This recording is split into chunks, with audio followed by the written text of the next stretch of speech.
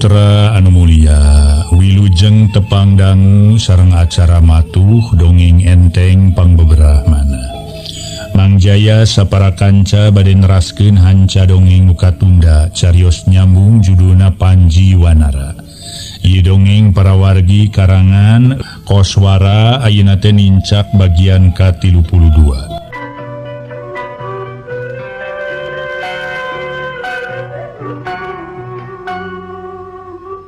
Para wargi anu mulia manga dongeng urang teraskeun deui carios nyambung anu judulna nyaeta Panji Wanara. Dina bagian ka-31 urang sami-sami ngabandungan harita para wargi sadaya. Atuh para prajurit nu dalapan. Harita manehanana wani nentang ka Patih Kunjaya. Kitu aja para wargi. Naon sababna kumargi para prajurit anu dalapan anjeunna hayang babalik pikir embung kabawa ku sakaba-kaba. Di dieu para wargi sadaya bangsa bawahan oge di hiji waktos mah aya kadaulatannana kitu no. Kadaulatannana aya para mitra nyaeta anjeunna lamun dibawa teu bener mah anjeunna ge nyaeta sanes barontak namung henteu luyu sareng kahayang pimpinan. Model Patih Kunjaya anjeunna pada melanana nyaeta hoyong nguntungkeun ka dirina wae sorangan. Nguntungkeun sangkan anakna Kunjaya Mantra bisa jeneng janten raja. Ku jalan nyaeta noker atanapi nyingkahkeun putra-putrana raja. Ku jalan menta bantuan ka Jin Wanguk nyaeta pikeun nyipta atanapi ngarobah wujud putra raja. Atuh Raden Santiaji sareng Nyimas Larasati janten sato. Raden Santiaji janten monyet, Nyimas Larasati janten sakadangkuya. Kitu nya. Para mitra anu mulia, ningali kaayaan Patih Kunjaya gagarabagan. Bari jeung tulung-tulungan menta dilesotkeun lantaran ku 8 jelema beunang ditengkep geus teu bisa gerak deui Patih Kunjaya. Sok sanajan Patih Kunjaya ngagunakeun gerakan nu disebut badak cihea. Eta atuh badak cihea katingali peureup buleud-buleud aya di hareup. Bari jeung sing sakur anu katobro ku manehna baris mental, lamun keuna-kana sirah baris bujrad bajred atanapi sirah bisa bencar. Namung ku gerakan para prajurit nu dalapan. Eta gerakan Patih Kunjaya anu ngagunakeun jurus badak cihea harita keneh teu walakaya. Anu antukna Patih Kunjaya kacerak ku 8 prajurit bari jeung gagarabagan menta dilesotkeun. Waduh, lesotkeun aing sia kurang ajar. Waduh, kurang ajar sia wani-wani ha. Wani-wani ngalawan ka aing sia kurang ajar. Para prajurit anu dalapan ningali kaayaan Patih Kunjaya gagarabagan kitu bari gogorowokan menta dilesotkeun mah. Harita keneh atuh prajurit anu dalapan ngalesotkeun atuh Patih Kunjaya. Harita keneh para mitra sadaya Patih Kunjaya hahargungan nahan kanyeri nu karandapan. Lantaran jurus badak cihea anu kumanehna ditobrukeun lir ibarat nabrak batu karang. Atuh sapada nabrak batu karang teh karasa siga aya nu heurap aya heurap anu ngarangap manehanana. Tungtungna Patih Kunjaya teu bisa walakaya. Barang harita geus dilesotkeun mah sakedapan mah teu usik teu obah. Nu aya mah diuk we dihanap. Bari jeung nyang hunyar lamar ngararasakeun kanyeri nu karanapan, kanyeri nu taya babandinganana. Beungeutna karasa harita teh panas, leungeun ge meuni nyanyautan, malah aya nu peurih sagala. Memang kitu akibat serangan manehna teu manggih layan nu aya iwatih layan ibarat batu karang. Di mana ilmu-ilmu para prajurit nu dalapan duka teh teuing para wargi. Tos kitu we kedahna dongeng.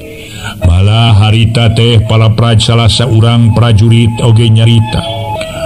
Oh kaulanun, Juragan Patih, kumaha ieu?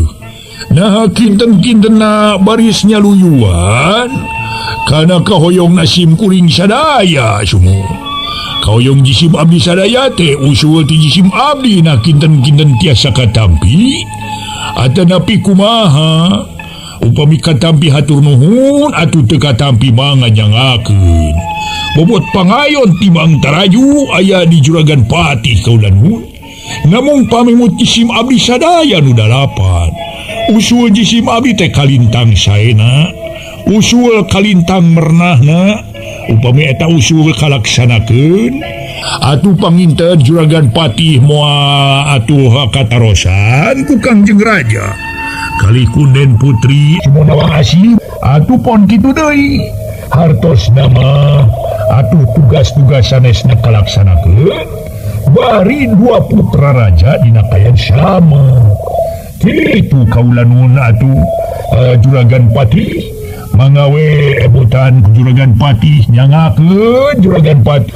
aduh teu kuat kaula aduh teu kuat ampun deui ampun make munana haon siapa prajurit kakara kaula ngayunan mangan ka dalapan nepi ka kieu karasana aduh kaula nun Juragan Patih sanes ilmu jisim abdi eta mah panginten rupi nama kalpata juragan we hartos nama tamiang melit kabitis muhun ainu lepat mah sok lepat wae juragan janten saya nama geramanga we usul jisim abdi sadaya ku juragan enga dilenyepan supados urang tiasa enga ngalaksanakeun sing sakur pancen nu ditibankeun ka urang sadaya kaula nuhun mangga kumaha kinten-kintena nah bade nu moal tumut kana usul jisim abdi sadaya atanapi kumaha kaula nun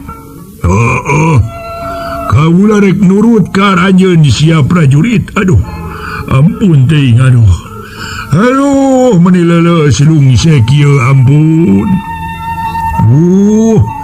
nya atuh bade nurut maksud teh mun saluyu sareng usul jisim abdi sadaya nurut jadi bade nurut atuh ka gamparan teh kaula nuhun ke maksud anika teh nurut kumaha sumuh nurut kana usul jisim abdi sadaya nu dalapan kumaha jadi kudu nurut sumuhun maksud teh aduh supados eta mah upami nurut mah kana usul jisim abdi nu dalapan supados salamet sarerea we kaula nuhun atuh panginten Juragan Patih salamet atuh jisim abdi sadaya salamet moal dihukuman nya kitu we sumuhun Raden Aji sareng Nyimas Laras salamet sabab teu tulus digunasika sumuhun teu tulus dipencit kitu kaula nuhun wah kurang ajar sia prajurit awati dituna aing kudu sia ngagugu kana omongan sia madeu prajurit sia teh sahanapeun aing deul sia teh anak buah aing teu bisa aing minangka kapala diatur ku bawahan kurang ajar sia anak celegedeg teh para mitra Ki Patih nangtung bari terus molotot harita keneh ka para prajurit disangkaku para prajurit marek terus leuleus lungset aya tangan pangawasa lantaran waktu keur leuleus mah harita keneh Patih Kunjaya nyebut nurut tapi nah atuh geus jag-jag bet Malik teh suka mun Malik teh suka teh mah ngaso heula para wargi ngaso heula ngaso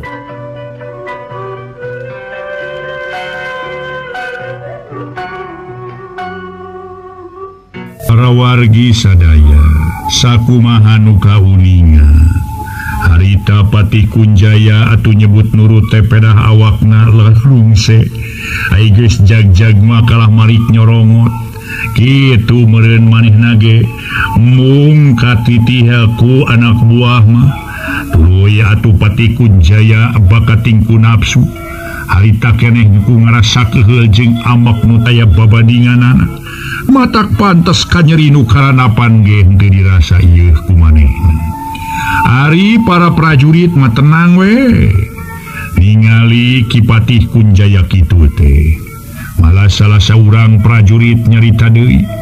Wah, Juragan Pati, kinten-kinten bakal luyu sareng usul jisim abdi sadaya. Ari kahoyong jisim abdi sadaya mah langkung sae kitu we sumuhun.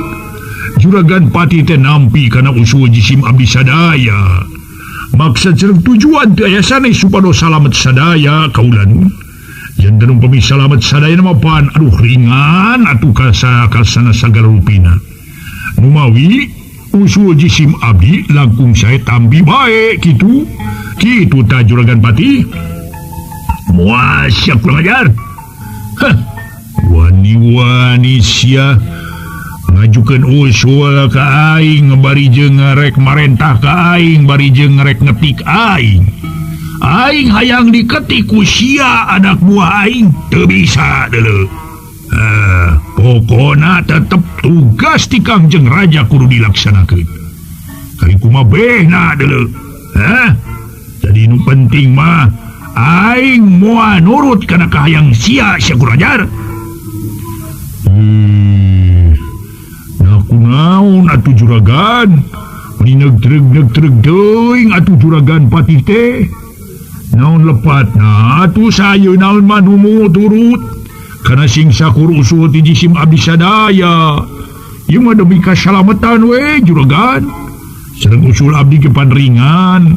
Ayeuna mah supados salamet sadaya langkung sae milari monyet sareng kuya anu sanes. Sawios we urang cana kuluna. Bari jeung naon teh canak we jeung daging-dagingna. Canak kuluna sareng dagingna. Nah daging naon bade daging mencek bade daging naon nyangakeun. Nu priyogi mah urang menyanak daging we ka nagara teh. Pan aman kitu usul jisim abdi sadaya teh. Sawios upami Juragan Pati tos nampi usul jisim abdi perkawis milariana sakadang monyet sareng sakadang kuya nu sanesna. Oge nah kedah milari mencek sanes jisim abdi nu bari snewakna kaulanun. Ulah leuwas-leuwas ulah naon teh hartos nama ulah ngaraos jantenna pada melan Juragan Pati. Juragan Pati mah lingi-lingi we terang aya we kitu sakadang monyet sareng sakadang kuya nu sanesna. Namun sanes sakadang monyet anu di leuweung luhur. Atanapi sakadang kuya anu di solokan cisane. Kitu kaulanun. Kumaha kira-kirana atanapi kinten-kinten Juragan Pati bari sinampi kana usul jisim abdi sadaya sun. Moal bisa deuleu. Moal bisa sia. Aing rek ngagunakeun ieu deuleu.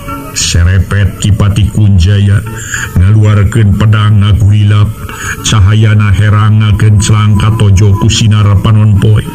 Atuh harita ge para mitra sadaya tuluy anu katelah Patih Kunjaya harita cumarita bari jeung sentak senghor ka para prajurit bawahanana. Tenyo ku sia deuleu. Tenyo sia prajurit. Aing geus ngaluarkeun pedang ye. Ye geusan nandasa ka adika kabeh. Di mana pedang ieu digunakeun? Dinang tu beuheung anika sapat kabeh ngagelenceng sia kana taneuh. Rek dipake pikeun main bal kudaku aku aula. Hulu anika dijieun bal deuleu. Dipake main bal ke di lapangan. Matak jeung tibatan akaula nu kudu tunduk ka sia kabeh kudu tundukan kaula. Kitu deuleu bising teh nyaho mah. Sok lamun bener-bener sia wani, mun bener-bener sia wani lawan kaula ye. Sok sia. Patih Kunjaya ngaluarkeun pedang harita bari nyarita kitu. Atuh harita keneh. Atuh ya anu kasebut para prajurit teh nyarita. Nya abdi sadayana ge upami kitu mah bari ngalawan Juragan Pati. Nya urang sanes ngalawan ka Juragan Pati abdi mah teu pisan-pisan jisim abdi ngalawan kapingpinan. Namun ieu mah ngalawan kana kalakuan nu teu bener kitu Juragan. Sanes sapunten ieu. Sanes berarti ngalawan ka Juragan Pati. Namun umajak jisim abdi mah kana jalan anu bener.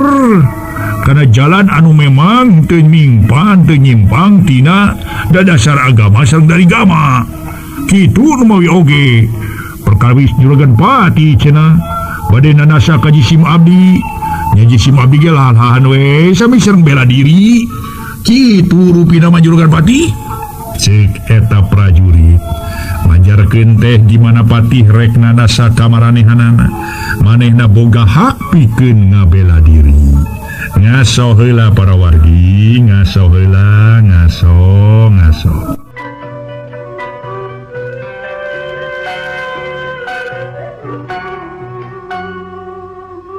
Kulantaran Pati Kunjaya harita ngaluarkeun pedang pusakana. Atuh 8 prajurit ge serut-seret harita keneh ngaluarkeun pedang. Puguh pedang menit pating gurila para mitra sadaya katojo ku cahaya panon poe. Memang atuh si janurek tarung anggeus-anggesan antara Ki Pati Kunjaya ngadawan 8 prajurit.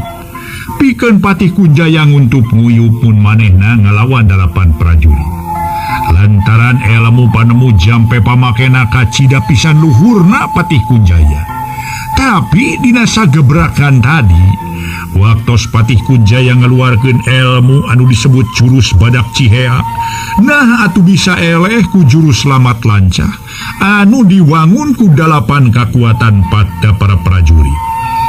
Tos kitu we meureun para wargi ari ilmu nama luhur namun watakna atanapi mentalna awon nyatungtungna mah atuh awon we. Da ilmu anu luhur teh pangarti teh dikeluarkeun teh digunakeun teh pikeun atuh kabagjaan pikeun sararea kabagjaan dirina atuh jeung balarea ari ieu Pratih Winata ngan saukur keur kabagjaan dirina wungkul kajeun teuing batur cilaka kajeun teuing batur sangsara kadungsang-dungsang kajeun teuing batur dipanyara kajeun teuing batur atuh dibuang ka leuweung asal manehna senang. Da ieu nu ngabalukarkeun sigana ilmuna Patih Kunjaya jadi cabal. Harita para mitra barang geus serut-seret ngaluarkeun senjata. Atuh harita keneh memang atuh tuluy ningali kayan kitu oge. Patih Kunjaya tuluy nyarita deui semua anu bari ngahina ka 8 prajurit nu dianggapna ku manehna cacing cau. Prajurit anu eueuh kanyaho tuluy Patih Kunjaya cumarita. Aralus pedang sia teh prajurit tapi moal kuat deuleu nadah pedang ngadewek mah pedang aing leuwih hebat deuleu pedang ye pedang pusaka si alap-alap bising teh nyaho deuleu si Kunjaya moal mundur sasiku moal ngejat satujang beas sonajan ngelawan sahabai oge komo sia prajurit anak buah aing deuleu.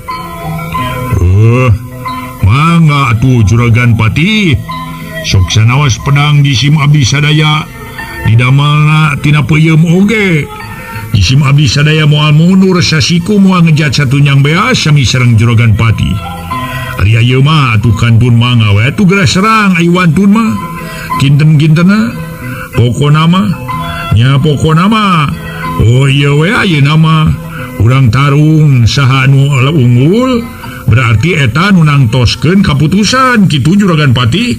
Wah montong loba bacot sia deuleu pedang aing bakal ngababad hulu sia nya cobian we atuh juragan Pati lah pokona mah sanes nyarios wungkul mangga atuh geura laksanakeun supados tiasa katingal mana nu leres mana nu salah kitu kaula nuhun ulah asa mangga atuh kurang ajar sia cobaan ye.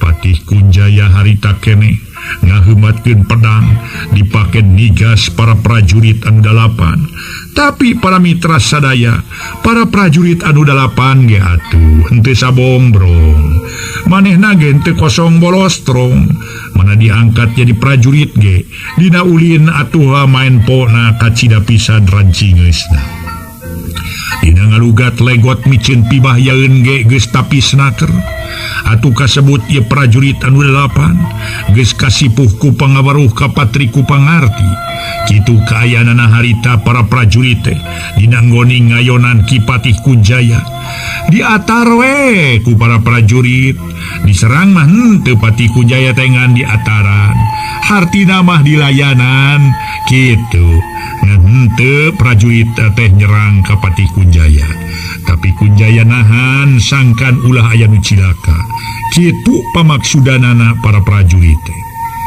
harita ge para mitra atuh tungtung nama memang tarung antawis Patih Kunjaya jeung para prajurit sadayana ge tapisna keur dina ngulinkeun pedang pon kitu di Patih Kunjaya geus manukna atuh malah manehna ngagunakeun kolecer muter pedang diputer-puter lir ibarat kolecer sorana ge ngahiung bangbaraan lir ibarat matu eta walang layangan nu make pepetengan sorana ngahiung pon kitu deui harita bedogna Patih Kunjaya ngumpeng atuh di huluhureun sirah nepi ka ngahiung nanakeun yen tarik-tarikna muterkeun eta senjata ku tapis-tapisna Patih Kunjaya ngagunakeun pedang atuh kabeh oge bali culang cileung silih reret tapi sabada prajurit nu 8 silih reret manehna ngadekeun pedang dijijikeun geus kitu baranyai keluar sinar anu ngabaranyai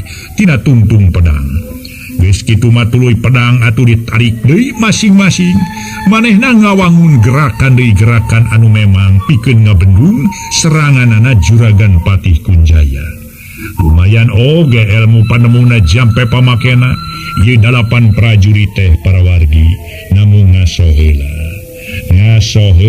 ngaso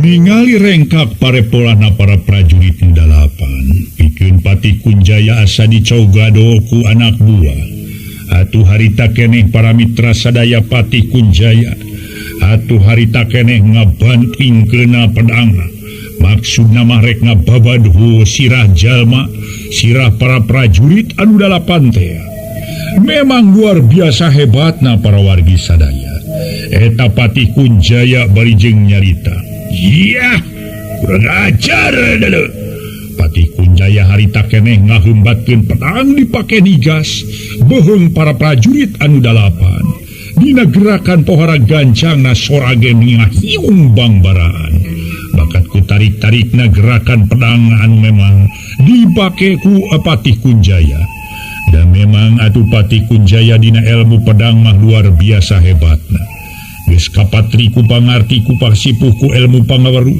kasebut jelema nu legok tapak genteng kadek dina ilmu pedang tapi harita mah para mitra ngalawanana atuh 8 prajurit memang 8 prajurit bisa ngayonan pedangna Patih Kunjaya dina kalayan tenang naker para prajurit nu 8 manehna atuh nahan gerakan-gerakan Patih Kunjaya manehna ngaheumbatkeun pedang atuh pedangna tatur dina hiji kasempetan 8 pedang rengah hiji ngawangun hiji gerakan bari nahan pedang anu disabetkeun ku Patih Kunjaya belentrang harita para mitra sadaya puguh 8 pedang dipake nahan harita keneh dipake nahan hiji pedang akibatna para wargi barang pedang Patih Kunjaya harita keneh ngabelentrang harita keneh maletot atuh kulantaran leueur teh para wargi geus kitu teh loba catur pedang tipa prajurit anu sejen dina gerakan sakilat naker ngahompet pedang Patih Kunjaya barang bari jeung sigen make komano barang digerakeun teh atuh peletok teh para wargi pedang Patih Kunjaya potong waktosna seep